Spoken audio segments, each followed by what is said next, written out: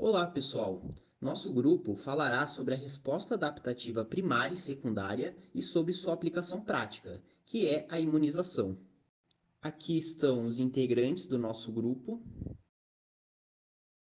Ao longo da história, foram criadas diversas formas de controlar uma infecção, como a melhoria da saúde pública através de uma infraestrutura de saneamento básico, como o estabelecimento de hábitos de higiene pessoal, o uso de antibióticos para infecções bacterianas e também, outra estratégia é conseguir estimular a resposta imune ou administrar anticorpos já prontos, tudo isso visando a imunização. Podemos entender a imunização como o processo por meio do qual um indivíduo fica protegido a determinada doença. E podemos entender o sistema imunológico como a barreira composta por milhões de células diferentes, responsáveis por garantir a defesa do organismo frente a substâncias estranhas e por manter o corpo funcionando livre de doenças.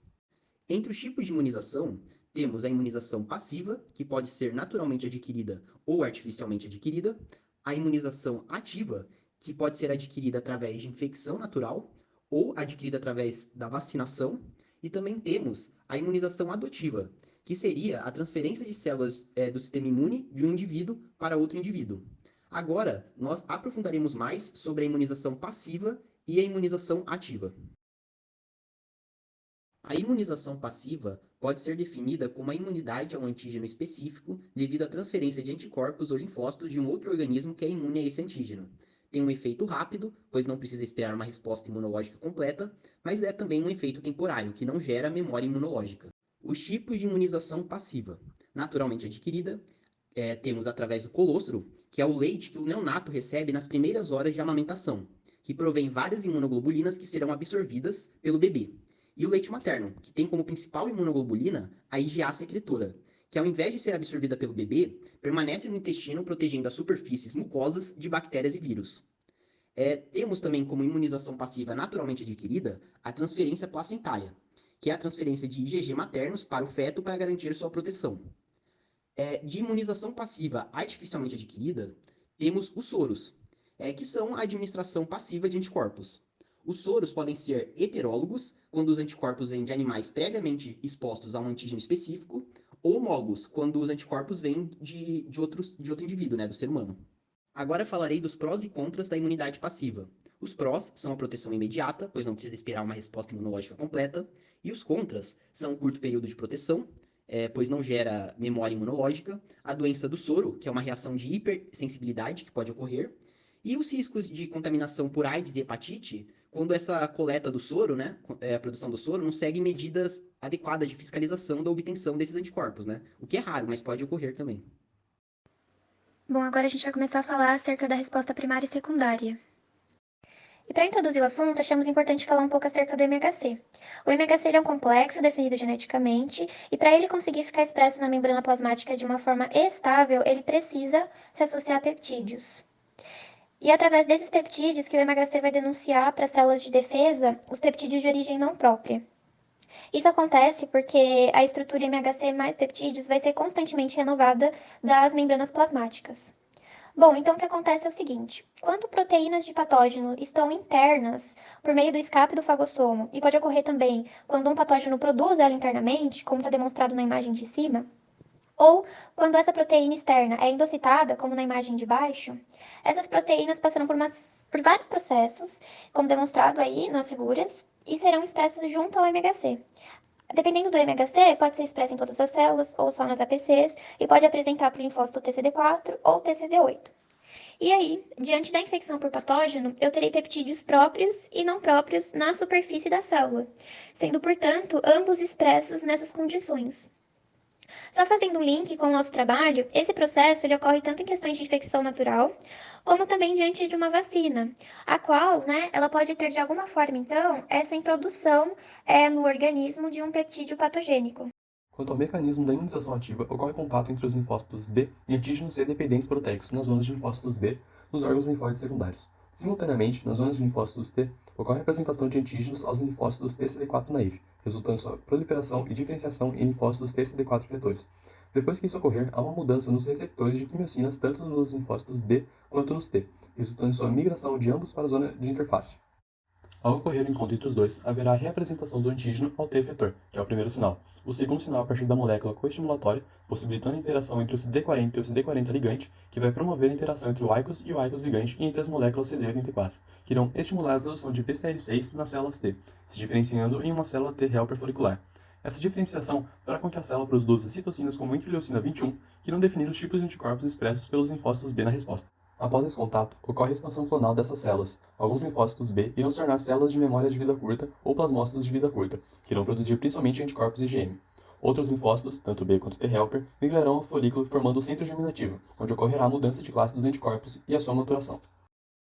Na resposta primária, irá ocorrer o processo explicado anteriormente. Portanto, serão liberados no organismo plasmócitos de vida curta, encontrados nos órgãos linfóides secundários, que irão ter uma grande produção de anticorpos IgM imaturos e alguns poucos anticorpos de outras classes, como IgG, IgA e IgE. Com o decorrer do tempo, serão produzidos linfócitos de memória e plasmócitos de vida longa, que são encontrados principalmente na medula óssea, que irão produzir anticorpos mais maduros e de outras classes. No caso de uma reinfecção, ocorrerá a resposta secundária, onde haverá uma rápida ativação dos linfócitos B de memória, que irão se diferenciar em plasmócitos que irão produzir mais anticorpos do que na primeira infecção, e a maioria deles serão principalmente do tipo IgG, IgA e IgE, e alguns poucos IgM. No final do processo, os plasmócitos retornam à medula óssea e mais linfócitos B de memória são produzidos. Ou seja, na segunda infecção, a resposta será mais rápida e haverá uma maior produção de anticorpos do que na primeira vez. Agora, falaremos um pouco mais sobre a imunização ativa. Ela, ao contrário da imunização passiva, é gerada pelo próprio organismo com a ativação de anticorpos. Além disso, ela tem um efeito duradouro, já que promove a geração de memória. Essa imunização pode ocorrer tanto em razão de uma infecção natural, quando o indivíduo é infectado por um patógeno, quanto pela vacinação, quando é inoculado parte desse patógeno para estimular sua resposta imune. Temos que vacinas são substâncias produzidas em laboratório que estimulam a produção de anticorpos e a geração de uma memória imunológica. Assim, o indivíduo fica pronto para atuar mais rapidamente quando ocorre a infecção, evitando assim a morte ou sintomas graves. Além disso, cabe lembrar que as vacinas diminuem a transmissibilidade da doença, conferindo assim uma proteção coletiva. Para contextualizar historicamente a imunização por vacinas, temos o século VII como ponto inicial da varicelização. Esse método, que consistia na aspiração de partículas contaminadas, obteve relativo sucesso e inspirou futuras investidas, apesar de provocar morte em 3% dos casos. Séculos mais tarde, em meados de 1760, Jenner obteve sucesso na produção da vacina contra a varíola, fazendo a inoculação do patógeno de uma variante bovina, o que abriu caminho para o desenvolvimento de inúmeros outros imunizantes. Atualmente, todas as vacinas passam por um rigoroso processo de desenvolvimento e testagem, como descrito no slide. Para ser liberada, a vacina deve oferecer segurança e conferir eficácia na imunização. A seguir, descreveremos o mecanismo dos principais tipos de vacinas, suas vantagens e desvantagens e seus principais exemplos. A vacina de organismo atenuado é feita a partir do cultivo do patógeno escolhido em células não humanas. O cultivo nesse tipo de célula possibilita selecionar cepas mutadas do patógeno, que sejam menos aptas a se desenvolver nas células humanas, ou seja, gerações de organismos que têm uma replicação prejudicada. A atenuação pode ser feita também pela modificação do gene de virulência por técnicas de RNA recombinante, ou pela seleção de mutantes sensíveis à temperatura. A principal vantagem do uso de organismos atenuados é que eles estão vivos. Por estarem vivos, produzem vitapumps que serão reconhecidos pelas PRRs das APCs, e assim induzindo elas a sequestrar os patógenos e posteriormente processá-los em antígenos. Dessa forma, há a biossíntese de megaCs do tipo 1 ou 2, que interagem com os antígenos para ativar as células TCD8 e as TCD4, respectivamente. As TCD8 promovem uma proteção direta contra o patógeno e ajudam na criação de uma memória mais duradoura, enquanto as TCD4 auxiliam na resposta dos anticorpos. Outro fato importante é que a replicação do organismo no hospedeiro, mesmo que prejudicada, promove um contato constante dos linfócitos B e T do hospedeiro com os antígenos. Assim, a ativação dos linfócitos T citotóxicos, ou TCD8, e os auxiliares, ou TCD4, em conjunto com um longo período de contato do antígeno com os linfócitos, gera uma imunidade prolongada e a necessidade da aplicação de poucas doses. Porém, existe um pequeno risco de ocorrer uma mutação que reverta o patógeno ao seu estado selvagem, isto é, ele volta a apresentar virulência. Sendo assim, não é recomendado que pacientes imunocomprometidos ou pessoas grávidas tomem esse tipo de vacina. Exemplos de vacina são a tríplice viral, que imuniza contra cachumba, rubéola e sarampo, a vacina contra a febre amarela, a VOP, que imuniza contra poliomielite, e a vacina contra a varicela, que imuniza contra a catapora. A vacina morta utiliza organismos que foram inativados, ou seja, perderam sua capacidade de replicação. Esse processo de inativação pode ser feito a partir da exposição do patógeno ao calor ou por meio de produtos químicos como formaldeído. Isso é feito visando a obtenção de organismos que desencadeiam a resposta imune, mas sem causar doenças. Ou seja, possui imunogenicidade, mas não virulência. As vantagens desse tipo de vacina é que não ocorre a replicação do organismo no indivíduo. Assim, não existe o risco do indivíduo adoecer. e a possibilidade de reversão para o estado selvagem é nula. Dessa forma, pessoas grávidas e imunocomprometidas podem receber doses dessas vacinas.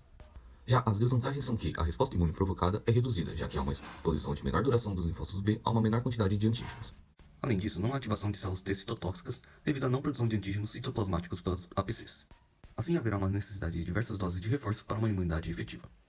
Alguns exemplos são as vacinas para poliomielite inativada, a Salk, para influenza e para cólera. As vacinas de subimunidade utilizam apenas antígenos relacionados à resposta protetora do hospedeiro. Uma forma dessa vacinação é feita a partir da inativação de toxinas para a formação de toxoides.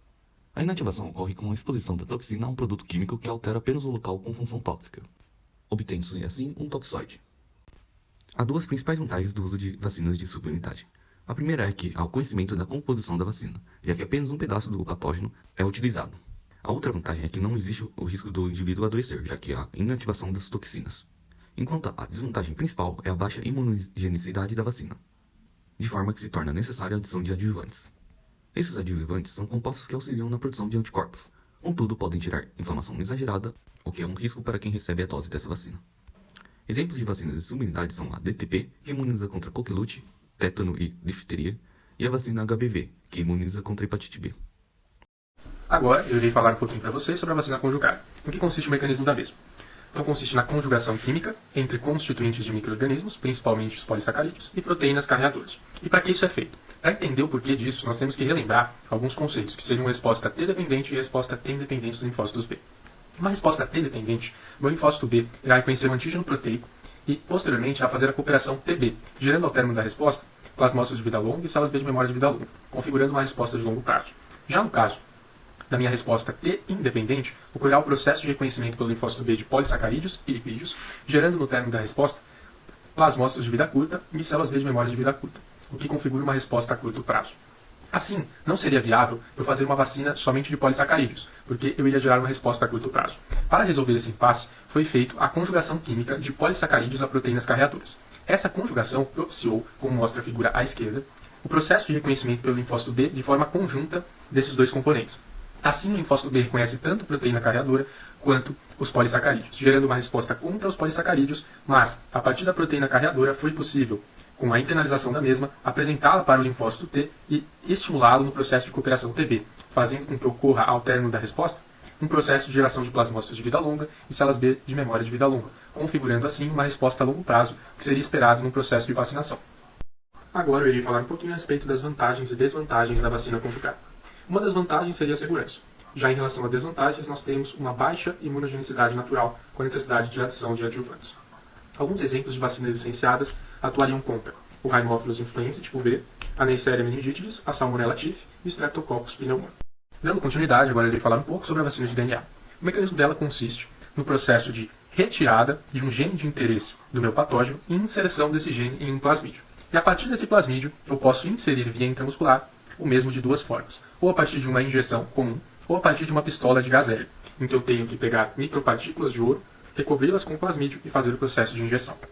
Posteriormente a esses dois processos, seja qual for a escolha, ocorrerá a liberação nas minhas células musculares e nos interstícios desse plasmídio, ativando a célula dendrítica, que pode ser transfectada diretamente, pode endocitar antígeno solúvel, secretado pelas células musculares para os espaços intersticiais do músculo, ou pode captar células destruídas ou lesadas pela vacina.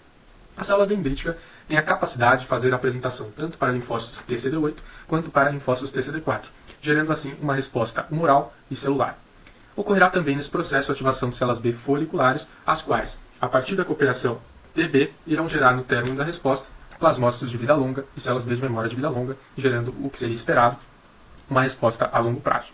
Um problema da vacina de DNA seria que ela gera uma resposta mais celular do que humoral em comparação com os estudos já realizados. Em relação às vantagens e desvantagens da vacina de DNA, nós temos o seguinte. As vantagens seriam imunogenicidade, segurança, facilidade de manipulação, baixo custo, fácil escalonamento e termoestáveis. Já as desvantagens seriam baixa expressão, o DNA pode incorporar o DNA genômico do hospedeiro ou ao genoma de células DNA germinativa, aparecendo aí anticorpos anti-A, que seria negativo para esse indivíduo. Alguns exemplos que nós temos de vacina de DNA são algumas que estão em ensaios clínicos para a prevenção de malária, gripe e HIV. Agora eu irei falar um pouquinho da vacina recombinante. Ela é obtida por engenharia genética, por inserção de um gene que produz uma proteína imunogênica em um micro-organismo, a exemplo aí de bactérias e leveduras. Então aqui na foto à esquerda nós temos uma partícula viral, Então, é retirado esse DNA da partícula viral e eu vou fazer a escolha de um gene que codifica uma proteína antigênica de alta representatividade. Eu insiro esse gene em um plasmídio e eu insiro esse plasmídio em uma bactéria que eu vou ter no meu meio de cultura. A partir desse momento, nós temos etapas. Eu vou ter um processo de fermentação, em que há aumento do volume de micro-organismos presentes nesse líquido. Eu vou ter o cultivo, que seria a indução da expressão no micro-organismo do antígeno, ou seja, o processo de transcrição e tradução daquele gene que está presente no plasmídio, gerando a produção do antígeno. Eu vou colher o antígeno liberado e purificá-lo, e assim estará pronta a minha vacina de uma forma resumida. Em relação às vantagens e desvantagens da minha vacina recombinante, nós temos o seguinte. As vantagens seriam a imogenicidade. Elas são utilizadas para patógenos muito virulentos, ou que dificilmente crescem em meio de cultura, porque não há necessidade de células vivas ou animais hospedeiros para o crescimento do patógeno. Eu vou gerar antígenos desse patógeno a partir de bactérias, fungos. E eu tenho baixo risco de infecção, porque eu vou gerar o antígeno e não inserir o patógeno inteiro, atenuado ou morto dentro do organismo. As desvantagens seriam uma instabilidade da preparação, sendo ela sensível à temperatura, um alto custo e uma resposta imunológica restrita com necessidade de várias doses. Este último ponto ocorre pois eu vou ter aí a inoculação no indivíduo, via intramuscular, de somente um tipo de antígeno. Então, o que faz com que a minha resposta seja restrita, não tão grande quanto seria se eu tivesse a introdução de um patógeno inteiro, inativado. Então, posso ter necessidade de várias doses. Exemplos dessa vacina recombinante, nós temos a hepatite B, que é a principal, o HPV, o rotavírus e a febre aftosa. Falando brevemente do Programa Nacional de Vacinação, para toda a população, nós temos fornecendo pelo SUS vacina para BCG, hepatite A e B, rotavírus, difteria, tétano, coqueluche, HPV, meningite por Haemophilus influenza tipo B, doenças causadas por pneumococo, doença invasiva por Neisseria meningitidis, febre amarela, cachumba, sarampo, rubéola e varicela. E aí eu deixei um link de acesso para o calendário para quem tiver mais interesse. Em relação às conquistas proporcionadas pela vacina, nós temos que doenças deixaram de ser problema de saúde pública, como, por exemplo, coqueluche, tétano, poliomielite, sarampo e rubéola. Por exemplo, na década de 80, ocorriam por ano 100 mil casos de sarampo, 80 mil casos de coqueluche e 10 mil casos de poliomielite e difteria 3. Além disso, nós temos que uma doença se erradicou, que é a varíola. E com relação aos desafios, nós temos que há uma menor adesão da população à vacinação. E isso acontece, dentre outros motivos, que é pela crença de que não é necessário vacinar, fake news que acabam desestimulando a vacinação, aumento de grupos anti-vacina pelo mundo. Além disso, aqui no Brasil a gente tem uma necessidade específica, que é a de treinar profissionais, já que o calendário ele é bem extenso. A vacina ideal deve ser segura para não causar doenças e mortes e minimizar os efeitos colaterais, deve oferecer uma proteção duradoura contra o patógeno vivo, promover a indução de anticorpos e células T capazes de neutralizar os patógenos e ser prática, tendo baixo custo de produção, estabilidade biológica e fácil administração. Agora, trazendo um pouco para a aplicação prática no contexto em que estamos vivendo, vamos correlacionar esses conceitos com as vacinas desenvolvidas no combate à pandemia do SARS-CoV-2. Para compreender como a tecnologia vacinal atua no organismo, precisamos saber um pouco como é a estrutura do coronavírus, que é um vírus de RNA positivo com fita simples, envolvido por um núcleo capsídeo, envelope externo composto de proteínas de membrana, de envelope e da proteína spike, conhecida como proteína S. Essa proteína S é a principal responsável pela entrada do vírus nas nossas células, porque ela se acopla ao nosso receptor SI2, e quando essa ligação ocorre, a fusão da membrana viral com a membrana da célula, ou mesmo a endocitose, permite que o RNA do interior do vírus seja liberado e aí se inicia o processo de replicação do vírus, característico da infecção. É muito importante entender esse mecanismo, pois é a partir dele que as vacinas atuam. Ou seja, de uma forma geral, mesmo que as vacinas atuem em diferentes mecanismos, a intenção é estimular o organismo humano a produzir anticorpos contra a proteína S, para que o vírus não consiga mais penetrar nas células e fique neutralizado. Em relação aos tipos de vacina em fase clínica, temos a vacina de vírus inativado, como a Coronavac. Temos também as de vírus atenuado, como a Covivac. As vacinas recombinantes, na vacina de subunidade proteica. E, por fim, temos também as vacinas de ácido nucleico. Em relação à produção de anticorpos contra o Covid, os mecanismos que a gente tem de detecção não permitem identificar se as imunoglobulinas foram produzidas a partir de uma infecção natural ou se foi por meio da imunização artificial. Dessa forma, temos um gráfico que indica como se dá a produção de IgM e IgG após o contato com o antígeno, seja ele o próprio vírus ou as estruturas inoculadas na vacina. Assim, na resposta imunológica primária, que ocorre no primeiro contato do organismo com o antígeno, os níveis de anticorpos IgM, que são de vida curta e menos específicos, se elevam rapidamente até atingirem um platô e depois declinam, ao mesmo tempo em que ocorre a produção aumentada de IgG, o qual possui uma duração mais prolongada e específica. Quando houver a reexposição, por exemplo, se a pessoa for contaminada pelo vírus após o estímulo vacinal, vai ocorrer uma produção aumentada e acelerada desses anticorpos, em uma intensidade maior e com níveis mais persistentes, conferindo uma resposta imunológica mais rápida, que pode ser eficiente na prevenção da doença, impedindo que o quadro infeccioso se instale. E aqui estão as referências utilizadas no nosso trabalho. Muito obrigada pela atenção.